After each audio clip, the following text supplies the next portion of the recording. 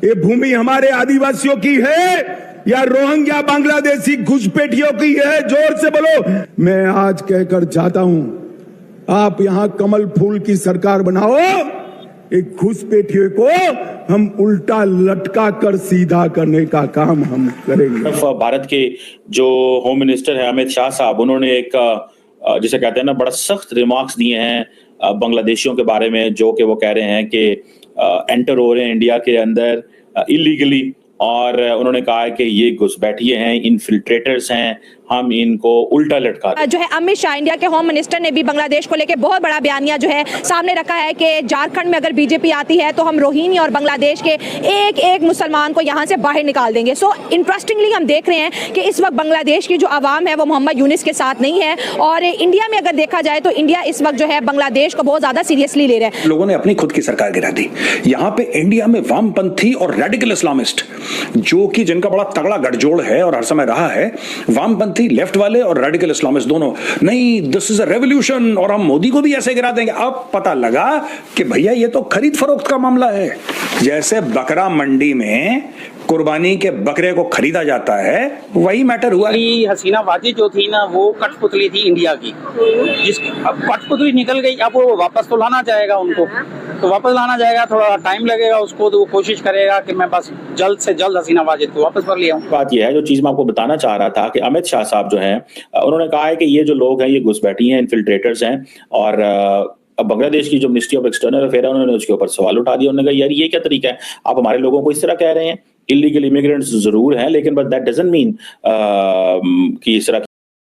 जय हिंद दोस्तों एक बहुत बड़ी न्यूज़ निकल के आ रही है झारखंड से। झारखंड में भारत के होम मिनिस्टर अमित शाह जी ने भाई एक रैली की, और उसमें भाई उन्होंने एक स्पीच में बांग्लादेशी मुसलमानों के खिलाफ बहुत कुछ कह दिया। उन्होंने बोला कि भारत के अंदर ये जो रोहिंग्या मुसलमान आ रहे हैं, ये जो बांग्लादेश से घुसपैठिए आ रहे हैं, कि भाई उसकी कोई जगह नहीं है भारत में। ये घुसपैठिए इलीगल इमिग्रेंट है, इनको भाई उल्टा लटका देंगे अगर बीजेपी की सरकार आई तो झारखंड के अंदर। तो दोस्तों इससे ये पता चलता है कि भाई भारत जो है अब एकदम सख्त हो चुका है बांग्लादेश के खिलाफ। कि भारत पहले तो थोड़े बहुत पनाह दे दिया करता था जो बांग्लादेश से आते थे, पर अब उनके खिलाफ हो चुका है, क्योंकि बांग्लादेश ने हरकत ही ऐसी की है। भारत के खिलाफ प्रोटेस्ट करोगे तो तुम्हें खामियाजा भुगतना होगा। तो वो वही बात कही जा रही, जो इमिग्रेंट बांग्लादेश भारत में आते हैं अब उनको भाई भगाया जाएगा, क्योंकि ये जो धरती है भारत के आदिवासी लोग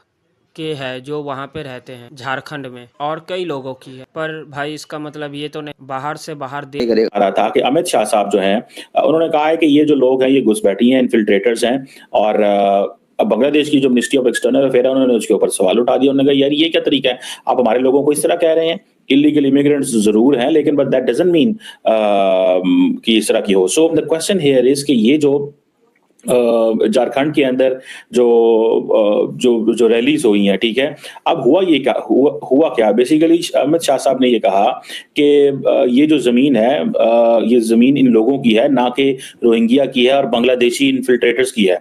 ठीक है जी। सो जिस चीज को देख के बांग्लादेश ने थोड़ा सा इस पे प्रोटेस्ट किया, और उन्होंने फॉर्मली मेरे ख्याल डिप्टी जो हाई कमिश्नर है उनको बुला के कहा है कि ये क्या कर रहे हैं आप। अब आपको मजे की बात बताऊं, जो झारखंड है, ठीक है, वहां पे पोल्स की बातें चल रही हैं कि जी पोल्स हो रहे हैं और वो सारा और एक वो होता तो है ये ना। अब वो ये झारखंड जो है इसका कोई डायरेक्ट बांग्लादेश के साथ बॉर्डर आई थिंक नहीं लगता। बीच में अगर आप देखें तो थोड़ा सा वो वेस्ट बंगाल जो है उसका एक इलाका आता है, लेकिन समहाउ ऑब्वियसली जो क्या नाम है उसका, दे बिलीव कि बहुत सारे जो लोग हैं बांग्लादेश से यहाँ पे आ गए, एंड इट मीन्स कि अमित शाह साहब वाज जस्ट वेटिंग कि हम इस इशू को पॉलिटिकल इशू बनाएं। और दूसरी तरफ से अमित शाह और इंडिया का ये पॉइंट बड़ा वैलिड है कि भाई कौन सा मुल्क आज चाहता है कि उसके घर में लोग आके घुस जाएं, अनइनवाइटेड घुस जाएं। ठीक है जी।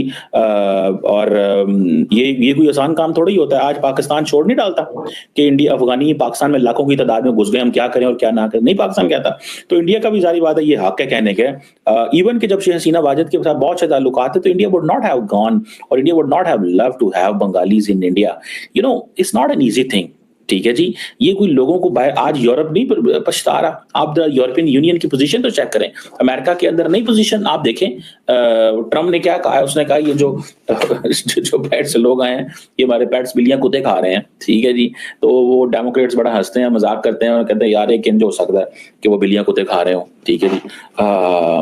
मतलब इस तरह की चीज जो है वो एक की जा रही है। सो मुझे जो चीज लगती है, what I find, what I feel and what I understand is कि जो मैंने एक रियलाइज किया है कि अमेरिकन का हाथ जरूर है बांग्लादेश की नई हुकूमत के ऊपर, और इंडिया और बांग्लादेश के ताल्लुकात जो है वो नॉर्मलाइज होते नजर नहीं आ रहे।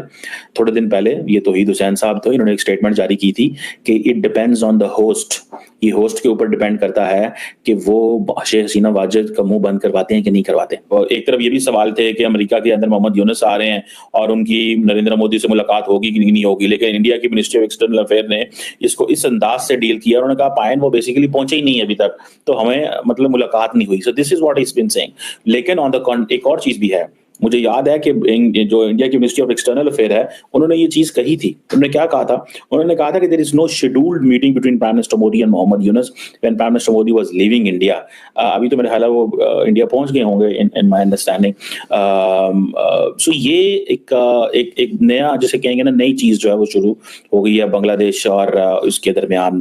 जब से शेख हसीना चली गई हैं बांग्लादेश से, तो यहाँ से इनकी जो बांग्लादेशियों की जो मईशत है तबाह बर्बाद हो गई, क्योंकि जब से शेख हसीना थी तो इंडिया के जितने भी वो थे मईशती, उन्होंने हर चीज़ इनको मुहैया की थी। इंडिया इकोनॉमी में सपोर्ट कर रहा था इनको, हर चीज़ वो इंडिया कर रही थी। ठीक है। तो जब से शेख हसीना गई है, जब से मोहम्मद यूनुस साहब भी तो आया नहीं है, लेकिन जब आएगा तो यही हालात ख़राब होंगे। क्योंकि आपको पता है जब ये प्याज जितने भी ये चीज़ वो थी दरआमद कर रहे थे इंडिया वाले बांग्लादेशियों से, तो इसलिए अब बांग्लादेशी जो है ना, अब क्या करेंगे, अब उन्होंने जितने भी मंदिर हैं इंडिया में, बांग्लादेश में जितने भी मंदिर थे वो सब तोड़ डाले और उनको भगाए, बांग्लादेश से भगाया। हाँ। तो अब वो क्या करेंगे, अब इंडिया वाले भी उनको नहीं देंगे, रिस्पॉन्स नहीं देंगे। इसलिए अब बांग्लादेशी क्या कर रहे हैं, पाकिस्तान को सपोर्ट कर रहे हैं। जब वो पाकिस्तान को सपोर्ट करेंगे तो इंडिया वाले, आपको पता है, पाकिस्तान को पसंद भी नहीं करते। हाँ। इसलिए उनकी मईशत काफ़ी ख़राब से ख़राब हो रही है। हाँ। और आज देखो क्यों आज अफगानिस्तान की मईशत क्यों अच्छी है, इस वजह से अच्छी है क्योंकि इंडिया उनको सपोर्ट कर रही है और उसको देखो, मिसाल पैसे को देखो और हमारे पैसे को देखो, काफ़ी फ़र्क है। मतलब जिस मुल्क में से इंडिया माइनस हो जाता है उस मुल्क की मईशत यानी कि इकोनॉमी को धचका लगता है।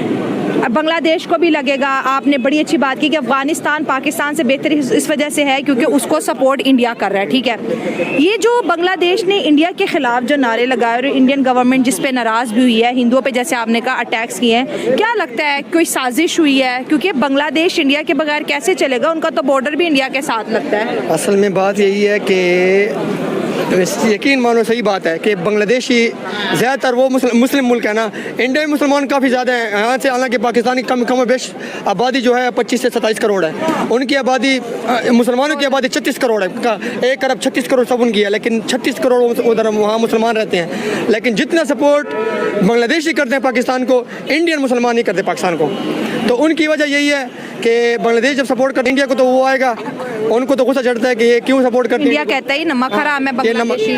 नहीं, ये तो बात यही है कि वो बिल्कुल हमने इतनी मदद करते हैं, इनको मेडिकल वीज़ाज देते हैं, इनके हज़ारों लोग इंडिया का बॉर्डर क्रॉस करके यहाँ पर कारोबार के लिए आते हैं और आज ये इंडिया के खिलाफ बातें कर रहे हैं। इंडिया दोस्तों, अगर किसी भी देश के अंदर बाहर से इल्लीगल इमिग्रेंट आते हैं या फिर कोई भी लोग आते हैं तो इल्लीगल तौर पे रहते हैं, तो इसका भाई बहुत ही गलत इम्पैक्ट पड़ता है उस कंट्री के ऊपर जिस कंट्री में वो रहते हैं। हमने कुछ अरसों में देखा किस तरीके से भाई अफगानिस्तान के जो लोग थे वो पाकिस्तान में रह रहे थे इल्लीगली, और पाकिस्तान को कितना बड़ा खामियाजा भुगतना पड़ा। मतलब जो लोग इल्लीगली रहते हैं उसका भरोसा किया कि वो हमारे देश के अंदर क्या कर दे, हमारे देश के रिसोर्सेस खराब करते हैं और हमारे देश को अंदर से कमज़ोर करते हैं। हमने देखा कि किस तरीके से मुसलमान लोग जो थे यूरोप में दंगे हो रहे हैं, क्योंकि भाई वो भी इल्लीगल इमिग्रेंट है, इल्लीगली वो रह रहे थे यूरोप में,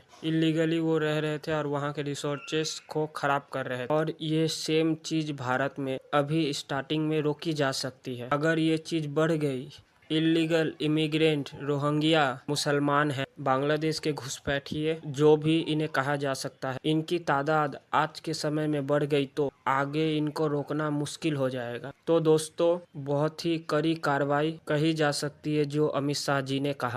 अमित शाह को तो हम जानते हैं, वो जो भी बयान देते हैं वो सोच समझ के कहते हैं, वो चाहे पाकिस्तान के खिलाफ बयान देते हैं या आतंकवाद के खिलाफ। अभी उन्होंने दी है बांग्लादेश के खिलाफ, तो इसमें बहुत ही ज्यादा सोच विचार करेगा बांग्लादेश। और भाई उनकी जो वहाँ की मिनिस्ट्री है उन्होंने भी भाई प्रोटेस्ट जताया है, मतलब उन्होंने विरोध प्रदर्शन किया है कि भारत ऐसे कैसे कह सकता है बांग्लादेश के जो लोग हैं इलीगल इमिग्रेंट, मतलब ये तो कह सकते हैं कि इलीगली रह रहे हैं, पर इसका मतलब ये तो नहीं कि ऐसे शब्दों का प्रयोग किया जाए, मतलब बांग्लादेश के लोगों को उल्टा लटका